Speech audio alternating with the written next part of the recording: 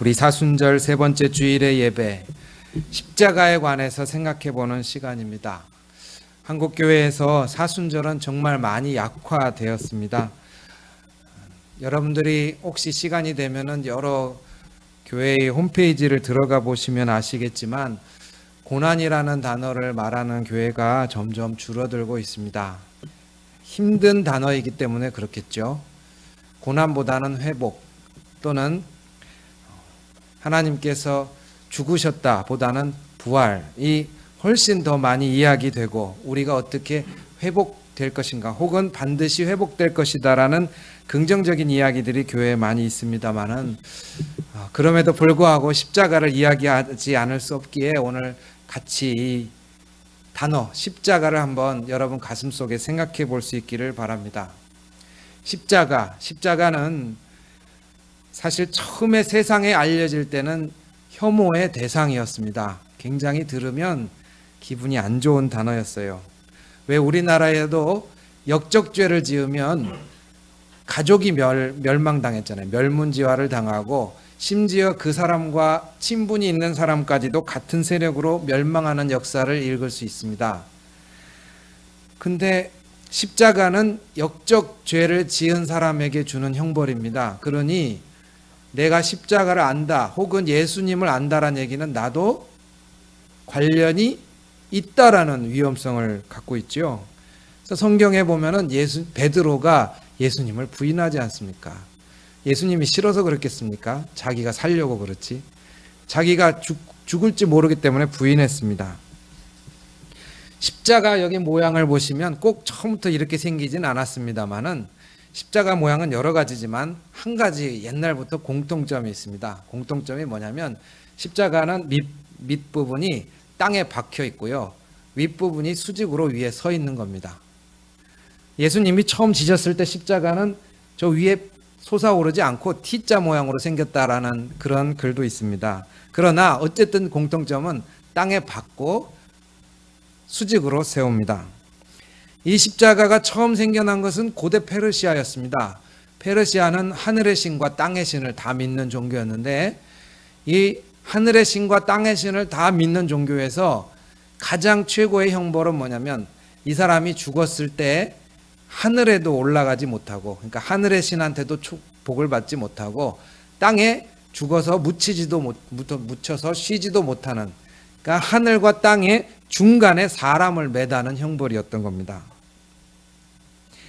그러니까 십자가에 매달아서 못 박힌다는 게 다시 아프다라는 그런 의미보다는 그거보다 더 심했던 거는 하늘에 내가 알고 있던 하늘의 신과 내가 아는 땅의 모든 신들 아무 쪽에도 나는 속하지 못하고 우리말로 하자면 구천을 떠돈다 그러죠. 그 중간 사이에 사람이 매달려 있다라는 자기의 외로움과 버림받음이 가장 심했던 저주의 형벌이었습니다.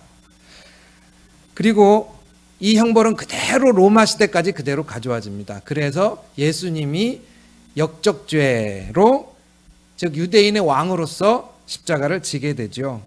그래서 이 말을 들은 사람들이 굉장히 두려워했습니다. 이제 여러분들이 사도행전 초반부를 읽어보시면 제자들이 무서워서 다락방에 숨어 있었던 이유도 이제 알게 되셨을 겁니다. 역사적으로 그런 의미를 가지고 있을 뿐만 아니라 그때뿐만이 아니라 우리도 사실은 비슷합니다. 우리도 종교를 왜 믿는가? 종교학이라는 학문도 있지만 종교를 왜 믿는가? 비슷합니다. 종교를 믿는 이유는 어려운 일, 고난이 있을 때 벗어나고 혹은 인간에게 죽음이 닥쳐올 때 그 죽음을 벗어나서 삶의 평안과 영원함을 누리고 싶은 마음이 인간에게는 본래 있습니다. 그래서 인간은 신을 믿는 겁니다. 여러 가지 종교가 있지만 신들의 특징 중에 하나가 뭐냐면 신들은 죽지 않습니다. 신들은 인간과 달리 나이를 먹지 않고 죽지 않는 존재입니다. 또 신들은 심지어 고통받지 않습니다. 이게 이제 여러 신화에 나오는 신들의 특징이기도 하고 또 우리가 그동안 여러 가지 종교 속에서 나타났던 신들의 모습이기도 합니다. 그런데 거기다가 예수님을 대입했을 때 혼란이 일어나기 시작합니다. 왜냐하면 우리는 어려운 일이 있을 때 좀 기대고 어려운 일이 있을 때 적어도 그 일을 감당하려면 그분이 나보다는 세야 되지 않겠습니까? 쉬운 말로 나보단 세고 나는 이 일로 막 죽겠지만은 이 일을 예수님한테 턱 맡기면 예수님은 거뜬하게 지고 갈 수 있는 정도의 그 내구성, 고통받지 않는 모습이 필요한데, 문제는 십자가라는 걸 딱 거기 대입시켜 봤을 때 예수님이 고통스러워했다는 거예요. 고통스러워했다는 거고, 두 번째로는 고통스러워했을 정도가 아니라 심지어 죽었습니다. 성경 뒷부분에, 복음서 뒷부분 2장에는 십자가 이야기가 공통적으로 나오는데 심지어 예수님은 다른 사람들보다 체력이 약해서 훨씬 빨리 죽었습니다. 그러니까 이 얘기를 듣는 순간 전혀 예수님을 모르는 사람이 이 얘기를 한번 듣는다고 생각해 보세요. 예수님이 죽었어요. 그러면 거기서 당시 사람들도 그렇고 요즘에도 조금 이성적으로 발달한 사람들은 거기까지 그만 들읍시다. 우리 그만 들읍시다. 이게 이제 바울이 철학의 도시였던 아테네에 가서 전도할 때 그대로 있었던 일입니다. 이 얘기를 하는데 사람들이 이제 그만 들읍시다. 솔직히 우리가 믿는 아폴로나 우리가 믿는 제우스 신은 고통도 안 당할 뿐더러 삶의 여러 문제를 해결해주고 죽지 않습니다. 근데 예수는 죽었다고요? 그러면 신들의 저주를 받았습니까? 저 사람들이 십자가에 못 박았습니다. 아니 그럼 자기보다 못한 인간이 못 박는데 신은 왜 가만히 있습니까? 이렇게 물어봤겠죠. 왜 가만히 있어요? 자기가 이렇게 못을 뽑고 나오면 되는 거 아닙니까? 아니 그러면 아니면은 십자가까지 굳이 안 하고 그냥 하나님이 다 해결해 주시면 되는 거 아닙니까? 그런데 왜 제가 역적죄를 지은 그 무능력한 신을 믿어야 됩니까? 이렇게 질문을 했죠. 오늘날도 이거는 그지 다르지 않습니다. 우리가 신앙생활하면서 제일 신앙적으로 그 내가 갖고 있는 신앙이 속에 있다가 확 하고 드러낼 때가 언제냐면 고난이 있을 때입니다. 고난. 우리가 종교를 가지는 이유가 혹시 닥칠지 모르는 어려움을 피해가고 때로는 죽을 고비도 잘 넘기고 싶은 마음으로 신앙을 가지고 있는 경우가 많이 있습니다. 내가 사실 어느 정도는 앞가림을 할 수 있는데 근데 혹시 사람 일은 모르는 것이니 내가 할 수 있는 건 일단 하고 내가 모르는 것은 종교의 힘을 빌어서 기도하면서 하나님께서 그걸 피해갈 수 있도록 해보자라는 마음, 이것은 기독교뿐만이 아니라 모든 종교의 근본적인 동기라고 말할 정도입니다. 그런데 문제는 이 기독교에는 십자가라는 것이 딱 하고 버티고 있다는 것이죠. 내 고난도 감당 못하겠는데 예수님 고난 받으셨다라는 이야기까지 예배 시간에 들어야 된다라는 사실이 얼마나 부담스럽습니까?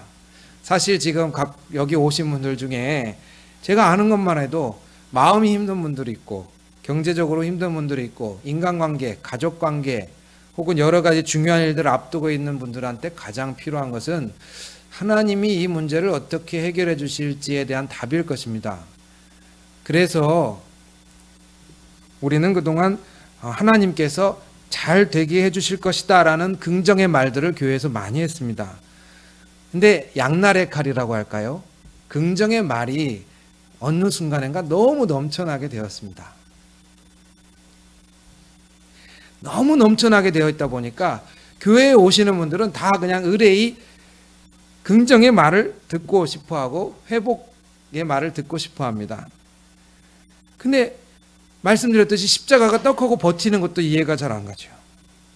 성경에 쉬운 길이 많은데 굳이 이상하게 행동하는 것도 이해가 안 갑니다. 예를 들어 출애굽기, 제가 늘 강조하지만 출애굽기에 굳이 이스라엘 사람들을 데려다가 막 사막을 통해서 막 지나가게 하시고 고생하게 하실 필요가 뭐가 있습니까? 간단하게 모세야, 이제 나이가 너 80이 됐으니 가서 애국 왕해라. 왕해서 이스라엘 사람들 그냥 편하게 귀족으로 다 살게 해줘라. 간단하죠? 쉽죠? 예수님도 말씀드린 대로 자기가 자기 못 뽑고 내려오면 되지 굳이 자기보다 못한 인간들한테 죽임당할 이유가 없습니다. 믿는 자에게 능치 못함이 없다라는 말씀을 그렇게 이해하고 있을 때에 성경에서는 풀리지 않는 게 너무 많아집니다. 그것까지 좋아요. 그것까지 좋은데 진짜 제가 말씀드리고 싶은 건 많은 사람들이 교회를 떠나게 되었던 이유가 오히려 이 너무나 넘치는 긍정적인 말들이었다는 것입니다. 이제는 긍정적인 말을 들었을 때 다시 교회를 떠나서 집에 왔습니다. 이제는 그래, 그렇게 될 거야, 꼭 될 거야 라는 사람이 모두 다 그런 세계관을 갖고 있지 않습니다. 이제는 우리들 마음속에, 머릿속에 무엇이 있습니까? 그 자리를 심리학적인 조언들이 차지하고 있습니다. 즉 내가 마음이 힘들고 가족관계가 힘들고 경제관계가 힘들고 직장에서 여러 가지 중요한 과제가 있을 때 우리는 교회에 와서 어떤 것을 구하기보다 책을 찾아서 그 책에 어떻게 처세술을 갖고 임해야 되는지를 더 효과적인 조언으로 듣습니다. 그게 왜 그러냐면 사실은 교회 책임입니다. 너무 긍정적인 말들을 많이 해서 너무나 잘 될 거야 그러고 말았는데 교회 예배를 딱 끝나고 집에 가보면 여전히 어저께 속삭였던 자식은 오늘도 속삭이고 있습니다. 여기서 우리의 믿음이 흔들려 버리는 겁니다. 두 가지 양태로 나타납니다. 어떻게 나타나냐면 하나는 더 이상 안 믿는 거예요. 교회에서 하는 말을 더 이상 안 믿는 거예요. 그러니까 교회에서 하는 말은 그냥 듣기 좋은 말이고 현실은 내가 알아서 서점에서 책을 읽든 뭐 조언을 찾아서 유명한 전문가의 말을 듣든 그렇게 찾겠다는, 안 믿는 것이 되는 것이고, 근데 사실은 그 정도로 안 믿게 되는 분들은 여기 없어요. 그 정도로 안 믿는 분들은 일찌감치 교회를 다 떠났습니다. 저는 여기에 예배 드리러 오는 분들은 후자라고 생각합니다. 뭐냐면 하나님을 정말 믿는데 오히려 하나님을 믿는 이 믿음 때문에 현실을 보지 못하는 상황들이 많이 생겨난다는 거예요. 이 주일날 예배 열심히 오는데, 열심히 와서 기도하고 예배 드리는데 하나님이 전능하시다라는 이 고백도 하고 같이 믿는데, 근데 문제는 현실을 더 이상 바라보지 못하게 되는 것이 아주 큰일입니다. 현재의 고난은 괴롭지만 교회에 와서 하나님께서 잘 되게 하실 것이다라는 생각을 들었습니다. 근데 잘 되게 하실 것이다, 잘 보십시오. 잘 들어보세요.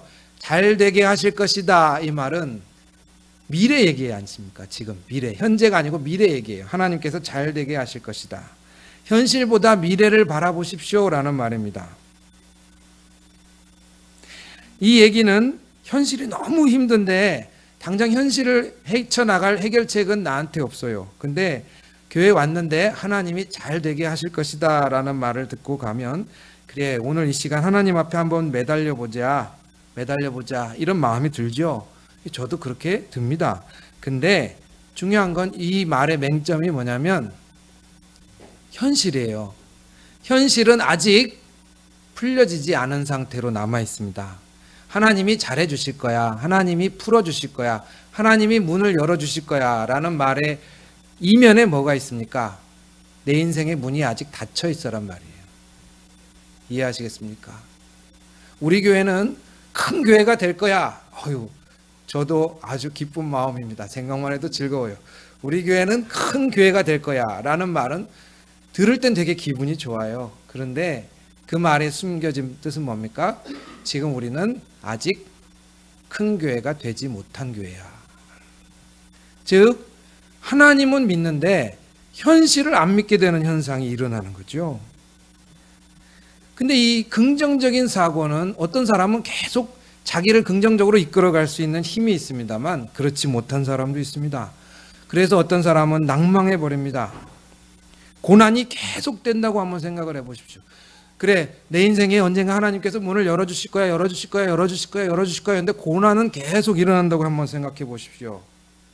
그러면 넘어집니다. 참는 것도 한두 번이죠. 이 현실을 더 이상 버티기 어렵습니다. 또 말씀드린 대로 아까 잠깐 예수님이 고난당했는데 예수님이 짠 하고 일어나야 되는데 예수님이 고난을 당하고 죽기까지 하신 이유는 별로 생각하지 않고 부활한 걸로 바로 확 넘어가는 그런 모습으로 얼른 가져가게 됩니다. 즉 고난을 계속 피해 다닌단 말이죠. 교회에서 고난이 그닥 말하고 싶지 않은 주제가 돼버립니다. 어쩌면 그래서 저도 어릴 때부터 했던 고민입니다만 잘 교회 다니다가 집안에 무슨 일이 있고 그러면 교회를 잘 못 다니세요.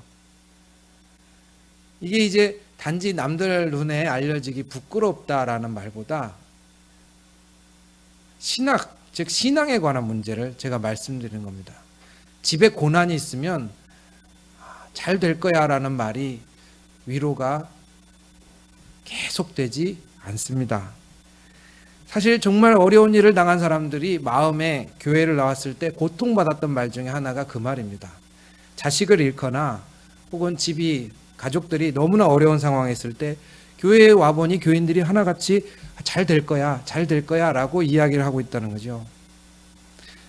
근데 그 말이 더 이상 나한테 이 내구성이 없어지면, 긍정적인 생각을 끌어낼 수 있는 내구성이 없어지면 이 말이 정말 고통스럽게 들리고, 또 교회도 누구네 집에 문제 있다더라 이런 말이 사실은 쉬쉬하고 피해 다녀야 되는, 혹은 심하게 얘기하면 그 집에 사탄이 장난쳤다더라 라고까지 말하는 일들이 회자되는 것이 사실은 신학의 문제입니다. 현실을 부정하게 되니까요. 그러나 오늘 로마서 말씀은, 성경은 그렇게 얘기하고 있지 않은 것입니다. 오늘 말씀은 앞으로 잘 될 거야 라는 말씀을 하는 것이 아니라 지금까지 하나님이 여러분을 어떻게 인도해 오셨는지 차근차근 바라보는 것을 얘기하고 있습니다. 그것이 여러분을 이끌 겁니다. 지금까지 내가 걸어온 삶의 여정들을 바라보는 것이 여러분의 삶을 이끌 것입니다. 오늘 말씀 전체에는 신기하게도 교회에서 뭘 될 거야, 반드시 하실 것입니다 라는 미래 시제의 단어가 단 하나도 존재하지 않습니다. 이것만 해도 놀라워요. 미래에 대한 이야기가 없다는 것. 오히려 과거와 현재형의 시제들 말만 있습니다. 하나님이 이렇게 하셨습니다. 또는 지금까지 하나님이 이렇게 하신 것을 우리가 알기를 원한다라고 바울이 얘기하고 있습니다. 어려운 현실에 있는 사람들이 이 책을 읽을 텐데, 여러분처럼 어려운 마음이 힘든 사람들이 이 책을 읽는데 잘 될 거야 라는 말이 아니라 지금까지의 모습을 오히려 생각해보고 지금까지의 모습을 보면서 기뻐합니다 라고 얘기하고 있습니다. 하나님이 역사하셨기 때문에요. 단순하게 얘기하면 그렇습니다. 나한테 뭔가 비전을 주고 소망을 줘야 될 텐데, 어떤 낙관적인 소망을 줘야 될 텐데, 오히려 이 로마서의 5장 1절부터 8절 말씀은 지나온 날들을 바라보며 나를 찬찬히 살펴보세요 하고 주문하고 있습니다. 사도 바울은 게다가 여기서 하나 더 나갑니다. 2절과 3절 말씀 우리 어차피 읽어두시면 좋으니까 한번 같이 읽어보겠습니다. 2절과 3절. 또한 그로 말미암아 우리가 믿음으로 서 있는 이 은혜에 들어감을 얻었으며 하나님의 영광을 바라고 즐거워하느니라. 다만 이뿐 아니라 우리가 환난 중에도 즐거워하나니 환난은 인내를, 4절 읽습니다. 인내는 연단을, 연단은 소망을 이루는 줄 알미로다. 여기 보면 2절과 3절에 재밌는 단어가 있습니다. 뭐냐면 즐거워한다라는 말이 있어요. 근데 즐거워하는데 이게 뭐 집에서 이렇게 혼자 참 좋아 이런 즐거워하는 게 아니고, 이 원래 단어는 여러분들 좋은 일 있으면, 구석에서 진짜 좋은 일 있으면 어떤 분들은 아무 얘기도 안 하고 좋아 그런 분들이 있지만 아닌 분들도 있죠. 저는 뭘 하냐면 전화를 겁니다. 전화를 걸어서 내가 이런 일이 있다고, 굳이 말하려는 건 아니지만 이런 일이 있다고. 오늘 말씀은 좋은 일이 있어서 자랑한다라는 의미에 가깝습니다. 원래 단어가. 그러니까 지금 좋은 일이 있어서 자랑한다는 말을 2절 3절을 읽어보시면, 특히 3절 말씀 보십시오. 그런데 우리가 어려운 일이 있을 때에 이것을 좋아라고 하면서 자랑하고 있습니다 라고 바울은 더 나가는 거예요. 어떻습니까? 어려운 일 생기면 쉬쉬하고, 혹은 내가 죄가 많아서 그렇다거나 사탄이 장난쳤다거나가 아니라 어려운 일이 많았는데 바울은 자랑합니다. 내가 몸이 너무 아픕니다. 자랑하고 싶습니다. 진짜 우리 집이 사업이 어려워서 진짜 가난합니다. 자랑하고 싶습니다. 우리 자식이 진짜 말을 안 듣습니다. 솔직히 자식이 못 낳습니다. 자랑하고 싶습니다. 자랑하고 싶습니까? 그때나 지금이나 똑같아요. 다들 밝히기 싫고 나중에 일이 해결되고 나면 그때 얘기하고 싶은데 자랑이라니요. 근데 성령이 하시는 일이 그거란 얘기예요. 성령이 하시는 일이, 우리는 어려운 일이 생기면 쉬쉬하고 어쨌든 숨기고 싶은데 성령이 하시는 일이 우리의 생각의 순서를 뒤바꿔 놓는 거예요. 그렇게 해서 자랑할 수 있는 힘들이 솟아나기 시작하는 겁니다. 그 중에 하나가 뭐냐면 여러분의 정체성에 관한 이야기입니다. 여러분은 하나님의 영광을 입은 자녀다라는 정체성입니다. 정체성. 미래에 잘 될 거야 라는 것보다 지금 여러분이 누군지 잊지 말라는 것에서 시작합니다. 고난을 마주대할 때 지금 여러분이 누구입니까? 인터넷을 보니까 그런 재미있는 예화가 있더군요. 한 교수가 10,000원짜리 지폐를 꺼냈습니다. 이 10,000원짜리 지폐를 꺼내서 여러분들 이것 중에 이 지폐를 가져가실 학생이 있으면 손 들어 보십시오. 학생들이 손을 듭니다. 하는 손을 들어요. 많은 학생들이. 그리고 나서 교수가 갑자기 이 지폐를 막 구깁니다. 막 구겨서 꾸깃꾸깃하게 만들어 놓고서 마치 쓰레기처럼 만들어 놓고서 여러분 이 구겨진 10,000원짜리 가져가실 분하고 손 들어 보십시오. 아까보다 숫자는 적지만 여전히 손을 듭니다. 그래서 한 학생을 불러서 물어봐요. 교수가. 아니 이렇게 구겨진 지폐를 왜 가지려고 합니까? 그거 집에 가서 펴서 쓰면 되죠. 집에 가서 펴서 쓰면 되죠. 교수가 그 얘기를 합니다. 지폐가 구겨져 있던 아니던 여러분의 가치는 변하지 않습니다.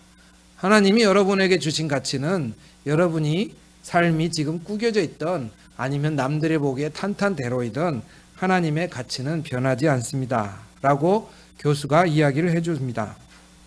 고난을 대하는 바울이 우리에게 주는 그 놀라운 말씀, 성령이 우리한테 고난을 자랑하게 한다라는 말은 이제 우리가 정말 살아가면서 기대해야 되는 것이 우리가 돈이 얼마나 많은지 혹은 인정받는지보다 정체성으로 시작한다는 거예요. 나는 하나님의 자녀다.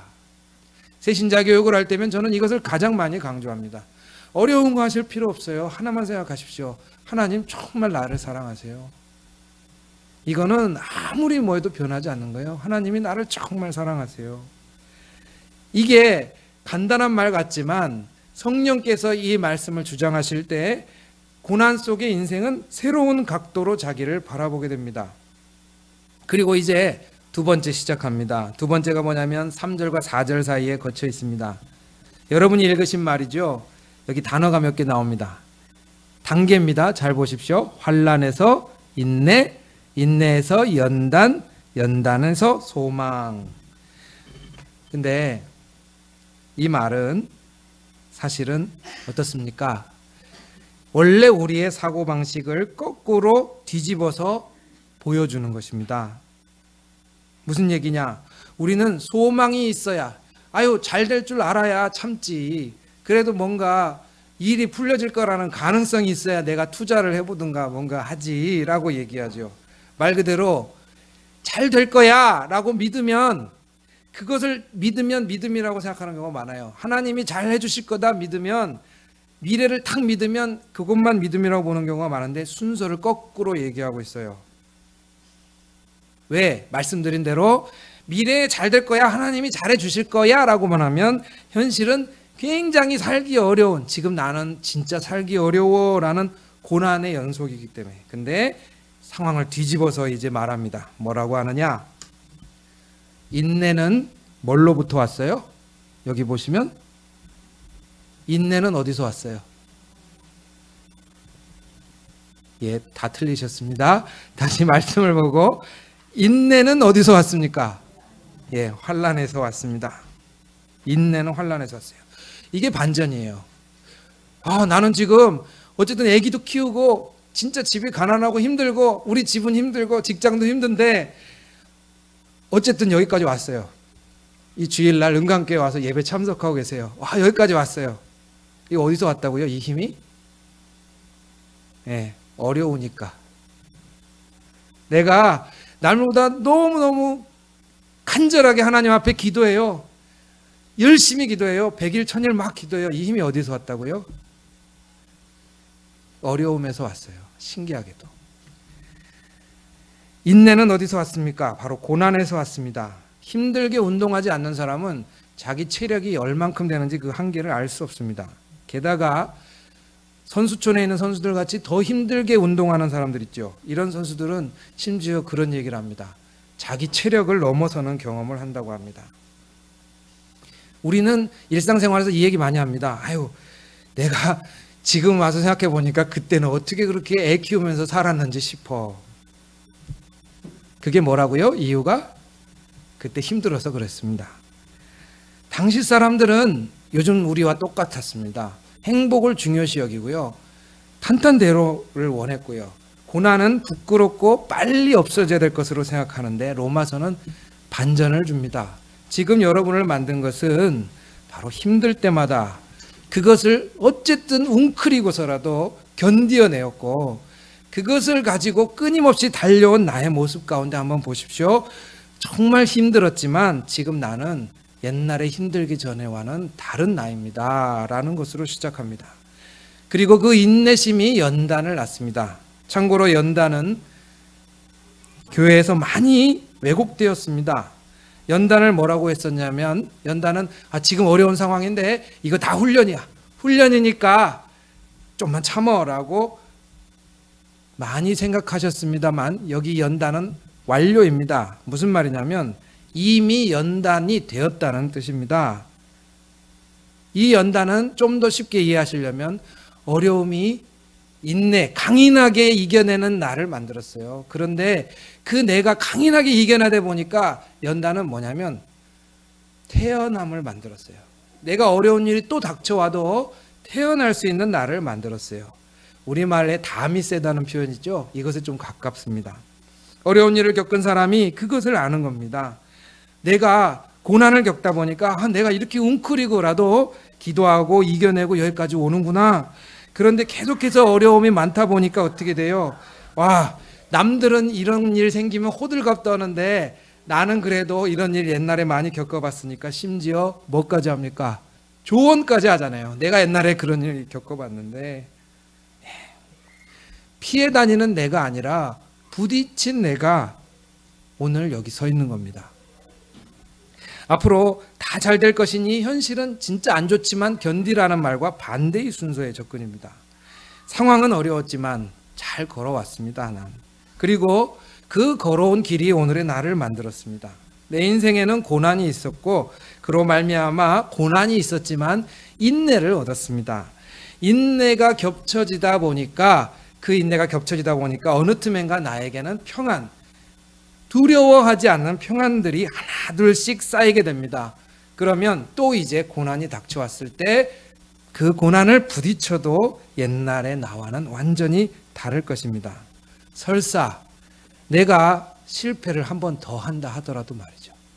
내가 한 번 더 실패한다 하더라도 지금의 나는 옛날의 내가 아닙니다. 심지어 더 나아가서 바울은 목숨이 여기서 끝난다 하더라도 내가 죽는다 하더라도 나는 하나님의 자녀이기 때문에 남들은 죽으면 다 끝난다고 해서 삶의 목표도 변질되고 꿈도 다 변질돼 버리지만 나는 여기까지 왔는데 나의 정체성이 있기 때문에 하나님 손에서 정체성이 깨질 일은 없습니다. 예수 그리스도께서 십자가를 지시면서 보여주셨던 것은 바로 그것입니다. 안 해도 되는 일을 왜 하셨을까가 아니라 고난이라는 것을 인간이 마주대하여 피하지 않고 마주대하여 걸어갔을 때 하나님의 손안에 있는 사람이 십자가를 어떻게 기쁨으로 받을 수 있는지를 보여주셨고요. 그리고 그 안에서 남들이 보기엔 저 무능한 저 고통의 십자가, 말하고 싶지 않은 십자가인데 주님은 그 안에서 화목하셨습니다. 하나님을 만났습니다. 이게 이제 바울이 얘기하는 삶의 반전인 겁니다.